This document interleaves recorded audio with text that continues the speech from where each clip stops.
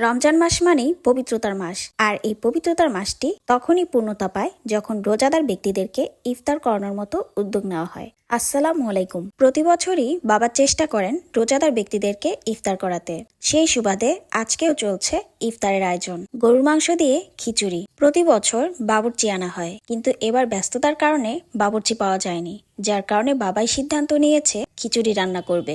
আমরা অবশ্য helping hand হিসেবেই ছিলাম। বাবা বাজার থেকে মাংসগুলোকে সাইজ অনুযায়ী কেটে নিয়ে এসেছে, তাই নতুন করে কাটতে হয়নি। মা প্রথমে অন্য একটা চুলায় মাংসগুলোকে ভালোভাবে কষিয়ে রান্না করে নিয়েছে।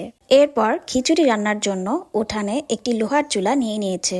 চুলার উপর ভালোভাবে হাঁড়িটা বসিয়ে দিয়েছে। বসানোর পর পেঁয়াজ ও মরিচগুলোকে ভালোভাবে ভেজে নিয়ে একে একে সব ধরনের মশলাগুলো এর ভেতর দিয়ে দিয়েছে। আরও দিয়েছে স্বাদ মতো লবণ। যখন মশলাগুলো ভালোভাবে কষানো হয়ে গেছে, তখন ডালগুলো এর ভেতর দিয়ে দিয়েছে। ডাল কষানো শেষে পরিমাণ মতো পানি দিয়ে দিয়েছে। যখন ভালোভাবে বলক চলে এসেছে, তখন আগে থেকে ধুয়ে রাখা চালগুলো এর ভেতর দিয়ে দিয়েছে। বেশ কিছুক্ষণ নেড়ে চেড়ে আগে থেকে কষানো মাংসগুলো এর ভেতর দিয়ে দিয়েছে। এরপর মিডিয়াম আঁচে বেশ কিছুক্ষণ নেড়ে চেড়ে যখন খিচুড়িটা হয়ে এসেছে, তখন একটি ঢাকনা দিয়ে ঢেকে রেখেছে। খিচুড়ির সাথে ফল, খেজুর ও শরবতও ছিল। ব্যস্ততার কারণে এগুলো আর ভিডিও করা হয়নি। যাই হোক, খিচুড়ি রান্না শেষে বলগুলোর ভেতর একে একে খিচুড়িগুলো ঢেলে নেওয়া হয়েছে। আজান দেওয়ার কিছুক্ষণ আগে প্লেটে বেড়ে নেওয়া হয় আর প্রতিবেশীদের মাঝেও বিলি করা হয়। ধন্যবাদ সবাইকে।